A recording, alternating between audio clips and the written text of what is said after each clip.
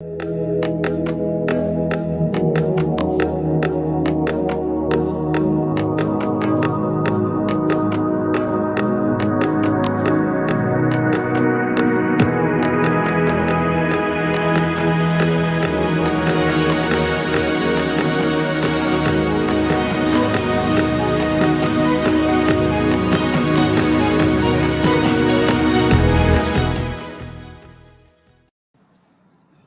what's going on? Welcome back to the Nosebleed section. I'm your host, as always, Mr. 98% himself, back in the flesh. I am joined by my two co-hosts, as always. What's going on, fellas? What's going on? Happy New Year! There you go. I'm just here so I don't get fined. Word. The regular cast of characters, I see. Oh, man. And we're back for the Hall of Fame debate.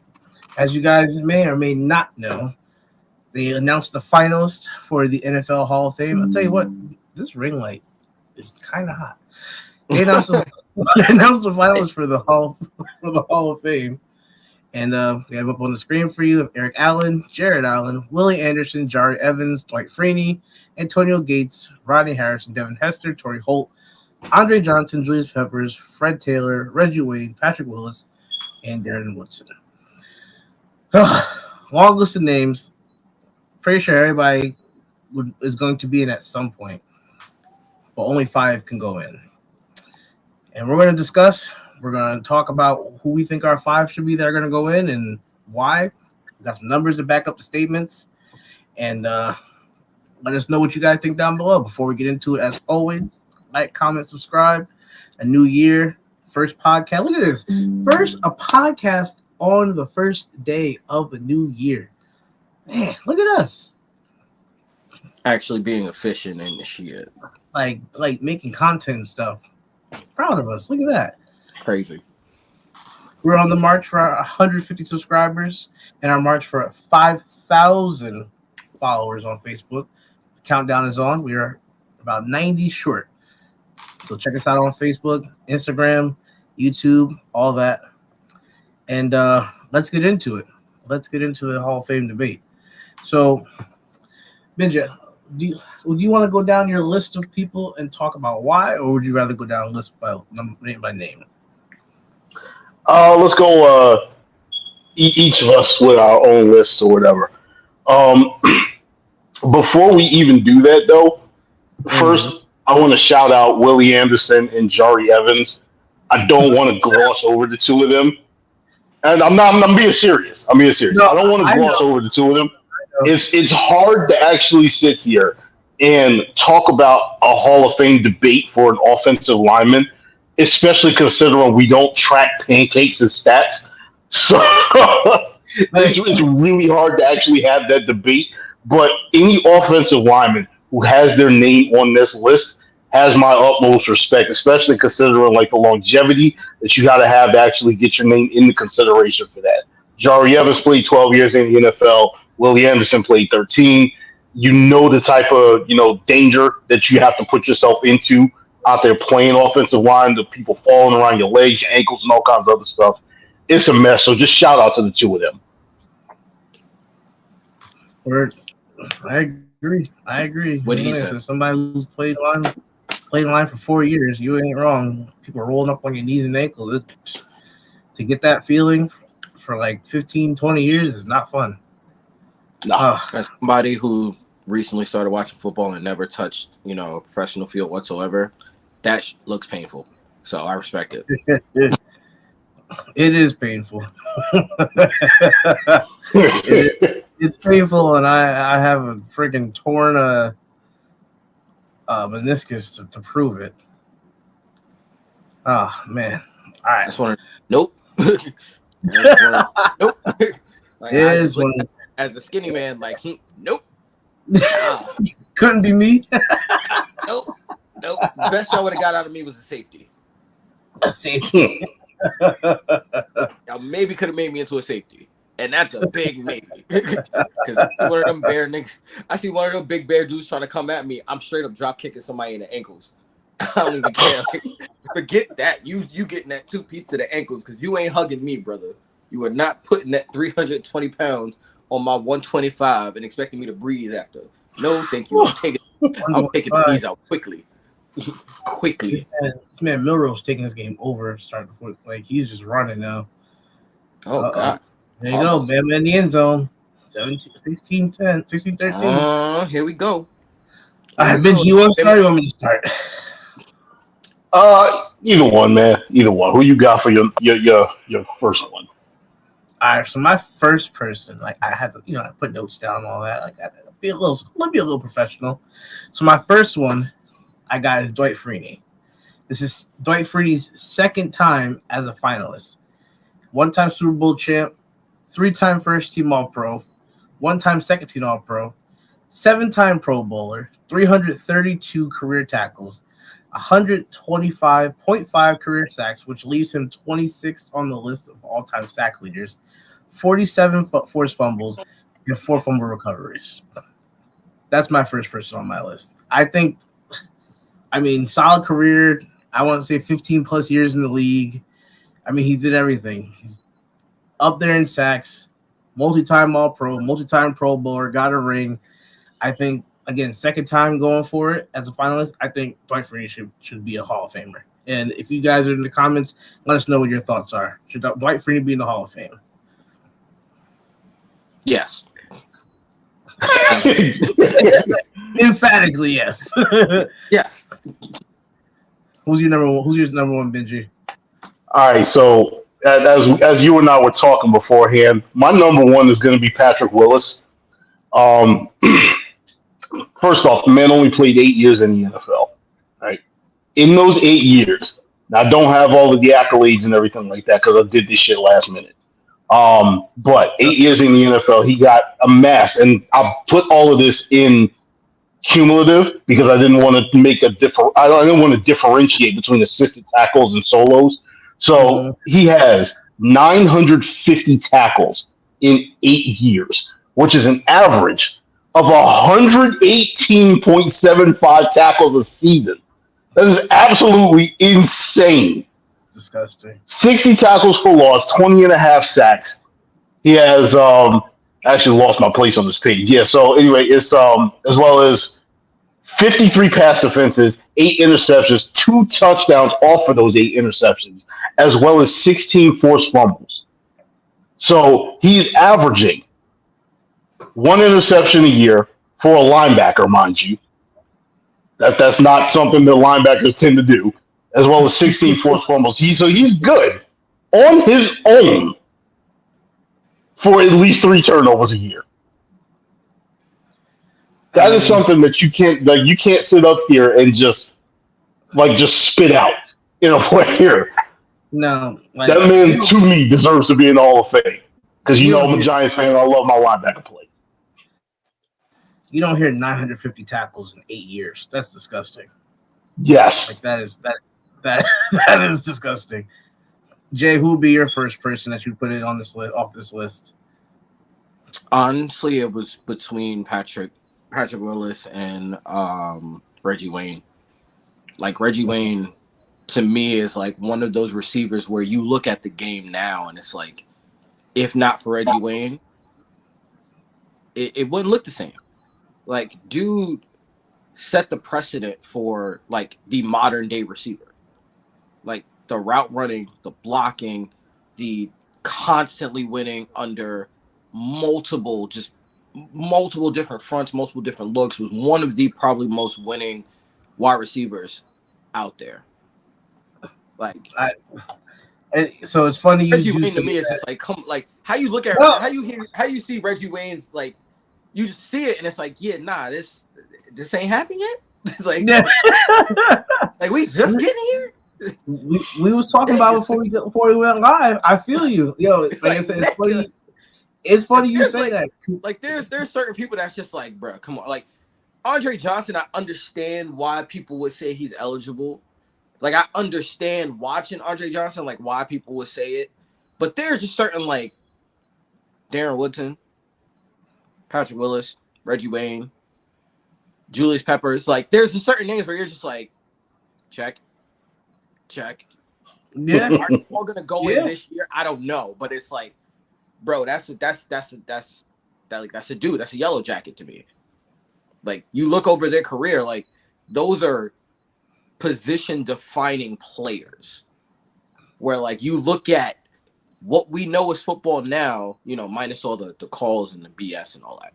But you talk about, like, the personalities, the techniques, the way they changed the game, and defense and offense had to change around them in order to stop them. Like, that is where you get the modern NFL from, to me. So, like, there's just certain names you just look at and I'm like, bro. Even to a certain degree, Antonio Gates, even though I feel like our modern tight ends have kind of surpassed Antonio Gates, but he was like the first of. we gonna get to that. So just to piggyback off of what you said, since we're back at me up at the top, my second pick was Reggie Wayne, actually. So, and Jay, just to piggyback off of your point, this is Reggie Wayne's 5th time being a finalist for the Hall of Fame. It's his 5th time. This is his 5th time being on the ballot, being a Hall of Fame, being a finalist. Like, my man's like, what are we doing? It's his 5th time being a finalist for the Hall of Fame. So just to give you back, there should be classes for errors at this point, to me, because I feel like he just didn't get in because there are just certain guys from like bygone eras that I really can't judge, that people tell me are great, and I'm like, okay, I guess they played with stickums and no gloves and no equipment, so like, and they weren't the greatest athletes I've ever seen in my life, so like, all right, they lost a couple of teeth, great. Like it just, I don't really. I feel it's different eras, so I get it. But Reggie Wayne, just again, you've made the point of Reggie Wayne already, so I mean, the fact that he's not into me, I feel is like a travesty. But Criminal. I mean, 1-time Super Bowl champion, first team All-Pro, 1-time first team All-Pro, 2-time second team All-Pro, 6-time Pro Bowler, 1,070 receptions, 14,345 yards receiving, 82 touchdowns, and he is 10th all-time in receiving yards. Come on, man. Why is Reggie Wayne not in the Hall of Fame already? Like, he don't have 5th more than time on the ballot. That's all you could tell me. Oh, he don't have more than one ring. Yeah, that's the one thing you could say. But like, 5th time on the ballot. Come on now, top 10 in receiving yards all time. Like, what are we doing? Not to mention, you see the receiving yards the receivers get now, and he's still top 10. Yeah, come on, top 10. Come on, Benji. Who's your number 2? My number 2 is going to go in a different direction. It's going to be Torrey Holt. I 100% agree with y'all on the Reggie Wayne thing. I think the problem with Reggie Wayne, and this honestly just popped in my head, I think the issue with Reggie Wayne and why it is that he's in the situation that he's in is because when people think, what? Don't say because they have Marvin Harrison. No, I think because of the fact that Marvin Harrison was there, they look at him as option 2. I'm like I said, it's not necessarily to say he only got his stats because of Marvin Harrison. That's not where I'm going with it. Because my reasoning for Torrey Holt is actually something along those lines, where it's just like it's incredible that he was able to actually put up the numbers that he did while said other person was on his same roster. But what I'm looking at is just like, no. What I'm basically getting at is when people think of the Colts, granted, Reggie Wayne's name is going to be up there, but the first thing they're going to think of is Peyton Manning to Marvin Harrison. They're not going to think Peyton Manning to Reggie Wayne first. And as unfair as that is, unfortunately, that's just honestly how people look at shit. Anyway, getting to my point about Torrey Holt. Torrey Holt, again, I didn't go into all of the other stuff. I just have the stat line and everything like that. But Torrey Holt played 11 years in the NFL, had 920 receptions, 13,382 yards, 74 touchdowns. That would actually average out to 84 catches, 1,217 yards, and 7 touchdowns a year. All of which are over Reggie Wayne's, which is why he gets the nod for me. While he was playing on a team with Isaac Bruce and Marshall Faulk. It's tough. That's tough to me. So I mean, you can say, I mean, it's tough, but you can kind of say the same for the Colts, though, because again, you had Marvin, you had Reggie, you had Edrin James, you had Mhm. Dallas Clark, like you had people on that team too. So I started I to say, feel I don't know, like I don't know what I feel Jalen like we're Miller at the point where we're was. punishing people for playing with greatness. Like you're punishing people for being great amongst greats. Like, Yeah, come on, it man. hurt. What are we It doing? hurts to put it like that. It hurts to put it like that. Like I said, my only thing is just like for me, when Torrey Holt was great, Torrey Holt was the X. In the I time get, that you think of Reggie Wayne's greatness, he was not the X receiver. That was Marvin Harrison. yeah. Now, granted, looking at Reggie Wayne's stats, he had a time where he was like what 5 for 5 when it came to consecutive 11 or 1,000 or 1,100 yard seasons. It was wild, but I think one of the years he maxed it. He hit like 1,500. It was crazy, but again, like I said, when it comes down to like me and what I'm looking at, the consistency was a little bit better with Torrey Holt than it was with Marvin Harrison. Not Marvin Harrison, sorry, Reggie Wayne. So, and the other thing is the fact that I went with 3 defensive players going in versus Joe. You have 3 offensive players going in. I was trying not to put every receiver in because the receiver numbers always look nice because everything's like 15,000, this and that, and it looks better than just like Yeah. you know, like you know what I'm saying. But still, like, oh my gosh, this game is stupid. So for context, with Torrey Holt, more that you said, but this is also Torrey Holt's 5th time Oh being God, dude. being a finalist. He's a one-time Super Bowl champ, one-time first-team All-Pro, 2-time second-team All-Pro, 7-time Pro Bowler, and his 13,382 yards leave him at 17th all-time in receiving yards. Mhm. I mean, to me, Reggie just has more yards, so that's one of the reasons I put him. He has more yards by over about 1,000 or close to 1,000, and he has more touchdowns. But Yeah, it's about 9 and change. yeah, he's Yeah. a good season over him. So Jay, knowing that we said Torrey, I said Reggie, he said Torrey. Who would be number 2 off of this list that you would put in?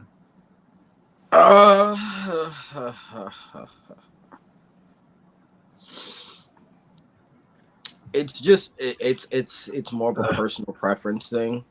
Like I just look at Julius Peppers and I'm like, Julius Peppers to me is like one of the NFL defying like people like, oh yeah, like what DNs do you remember? And it's like, oh yeah, Julius Peppers on Carolina. Michigan Like- kicker missed the field goal. Bums. I just Yeah. remember like Julius Peppers being like that, like that's before Cam Newton, like that's how I remember Carolina was from Julius Peppers just absolutely wreaking havoc constantly. And it's we're just gonna be. I don't We're gonna be again I don't know told this I don't know the numbers. I really can't tell you the numbers, but like to me, like the name that just pops out is Julius. I got Peppers. Don't worry, we will. I got We the will. numbers. I got the numbers, bro. Like we got this. So, all right, I got Julius' numbers for context because again, we're gonna be done with this podcast in like 10 minutes. We're all picked around the same people. But so Julius Peppers, this is his first time on the ballot. He was rookie of the year. He finished his career with 719 tackles, 159.5 sacks, which is 5th all time, 82 pass breakups or pass deflections, 11 interceptions, 52 forced fumbles, and 6 touchdowns. And I mean, again, what we said before we got on this podcast, this guy is 5th all time in sacks. Now you have people above him and people below him are all in the Hall of Fame. He's 5th all time. What are we doing? That's what I mean. Like, It's his first year on the ballot. So to me, you're kind of I'm not gonna say a shoo-in, but you're damn near a shoo-in. The only thing you're really missing from me is sometimes a ring. And now if they're gonna use that, hold that over his head, I get it. But 5th all time in sacks is a crazy accomplishment. Like I feel you have to go in. He's gonna be first or second ballot Hall of Fame all day. yeah. That's just to me how I look at it. I'm like, bro. Like that's all. Like that's really it to me. Like, and to me, like you look at certain positions where certain positions are definitely more contingent on or reliant on other positions. Like your offensive tackles are somewhat reliant on the rest of the line, or the quarterback getting it out so that everything looks nice. Your wide receivers depend on each other to make sure everybody runs their routes. They depend on the quarterback to get them the ball. At defensive end, most times you're just on an island. Like it's you and the dude in front of you, and that's it. So it's like it's me and you. Who's gonna win? Who's the better man? Julius Peppers, 9 times out of 10, was a dude you just put out there and be like, I got to worry about coaching the rest of my line. You just go get the quarterback. Like I ain't got to worry about you. You do the same thing every goddamn time and just do what you do. Let me worry about everybody else. It's like, oh, your matchup is on the inside, he's gonna beat people there. Your matchup is on the other side, he's gonna beat people there. You match up on your strong side, he's gonna beat people there. Like I don't have to worry about him. Like the man was ridiculous. Even older, like that's the thing. He did it well into around the age that he retired.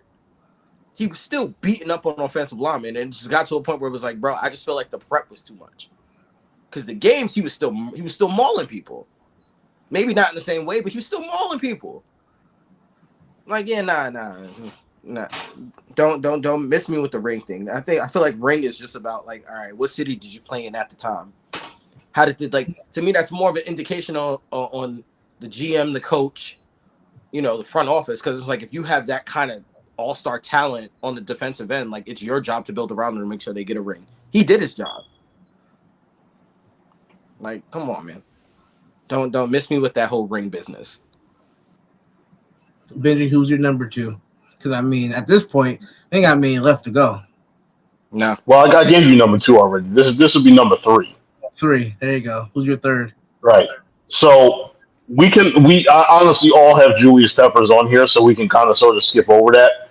I'm gonna go to my number 3, and so we can speed this up and get Jade over to Monday Night Raw. Antonio Gates will be my number 4, I should say.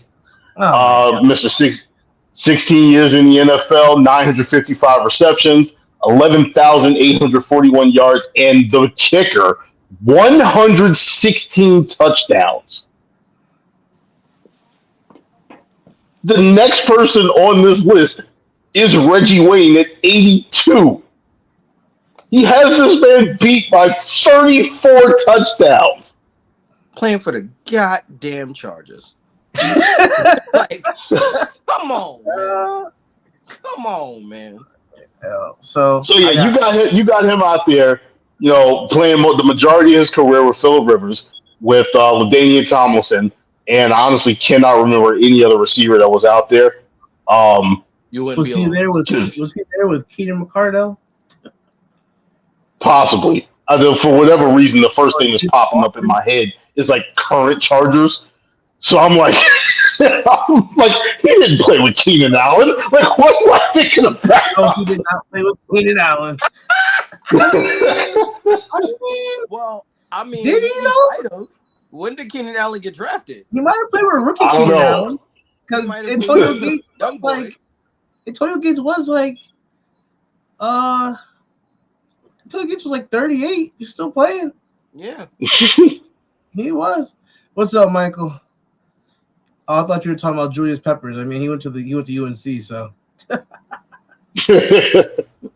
gotta look that up now. I gotta see Antonio Gates. I'm trying to think who the receivers were for the Chargers when Antonio Gates was playing. I honestly don't remember. No, I'm trying to remember too. It was I really remember. Yeah, he played with him for a good amount of time. Keenan Allen was drafted in 2013. I'm about to say, I'm pretty sure he had. Yeah, he did. Yeah, shit. Yeah, a couple of years. I mean, listen, even with Keenan Allen, the great Keenan Allen, we know Antonio Gates is still number 1 option. That's all I need to know. Mm-hmm. Number 1, number 2, and then Keenan came in and was number 3. Pretty much. Shoot. And Joe, I know he's on your list too. That's one of the reasons why I brought him up. Yeah, like that literally is like my last person, I think, at this point. Yeah, I'm tapped out. I got nothing else. right, the only other guy I got is this one is for the hood homies, like for the kids that grew up just playing street ball. Devin Hester, bro. Like everybody knows you were the gonna say that. return god, Devin Hester, the god of punt returns, the man that made everybody feel like they could be Superman.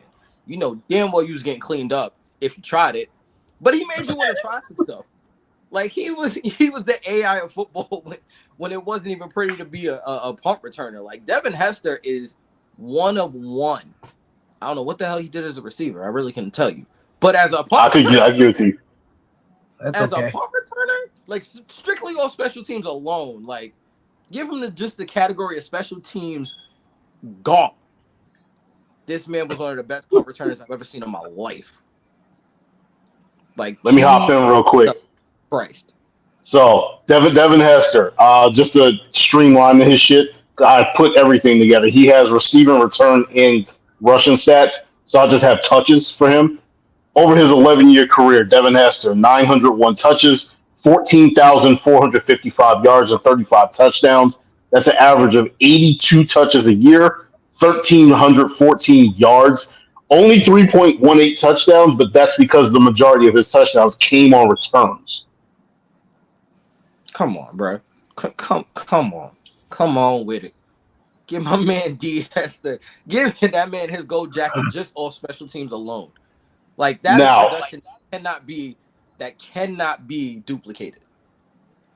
Now, because of the fact that Joe basically talked me in to Julius Peppers because he wasn't initially on my list, Devin Hester is the one that fell off.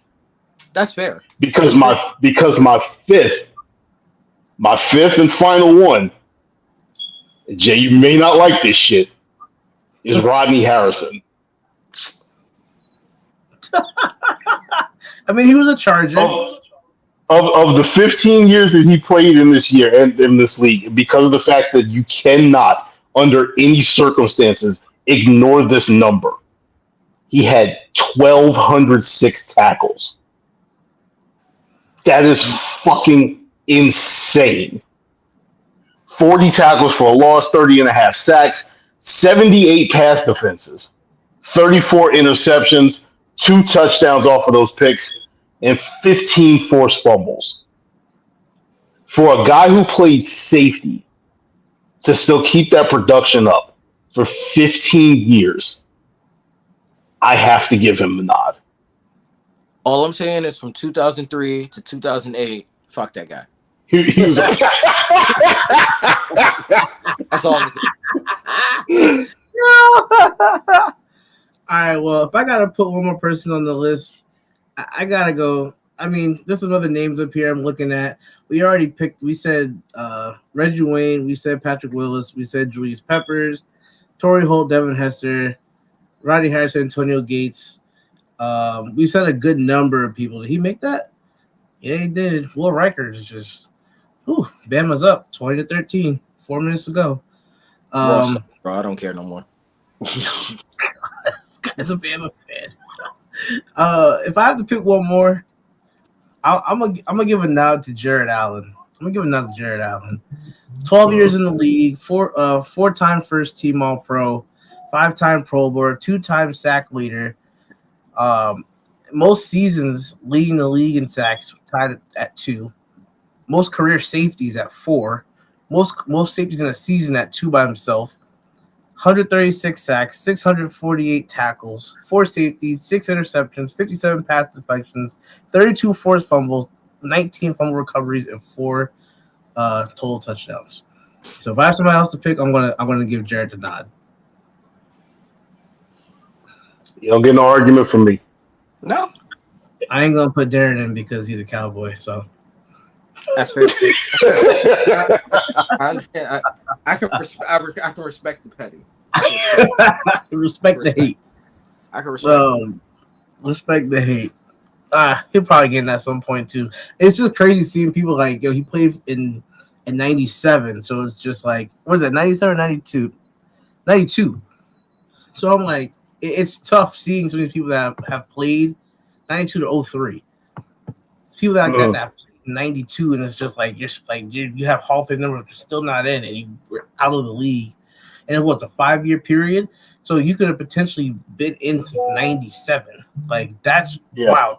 You have yet to be put in. Like I don't know. Maybe you're one of those people that's just like forever on the cusp, but not ever meant to be in the Hall, which sucks. But because he had it depends on like how the strength of the class coming in at a certain time. Just think how long did it take Harry Carson to get in? And Harry Carson was a Hall of Fame linebacker from like day one. Yeah. It's just in my case when I'm looking at this particular situation right here, and this is my character flaw. I tend to look at the positions of the players that are up for the Hall of Fame at the same time. And for me, Rodney Harrison beats out Darren Woodson. Okay, I'm sure people can make an argument for and against, but I'm pretty sure. Well, like I said, man, that quick podcast. Like, there's no reason to be on for an hour and a half. Like, you know what I'm saying? Shoot. Jay, you got anything else before we get out of here? Nope. All right. I fulfill my obligation as a shit starter. Yeah. All right. Well, as the regular season draws down to a close, we'll probably be popping back on at some point soon with a playoff prediction show, something like that. Checking out the brackets and everything for the playoffs. But as always, check us out on Facebook, Instagram, TikTok, YouTube. Like, comment, subscribe. Pushing for those first 150 followers, 150 subscribers on YouTube. Pushing for 5,000 followers on Facebook. Share with your friends. Let us know how we did in the comment section below. Let us know your top 5 people you'd put in the Hall of Fame. And as always, stay safe, have fun, relax, and have a good 2024. And we out. Fuck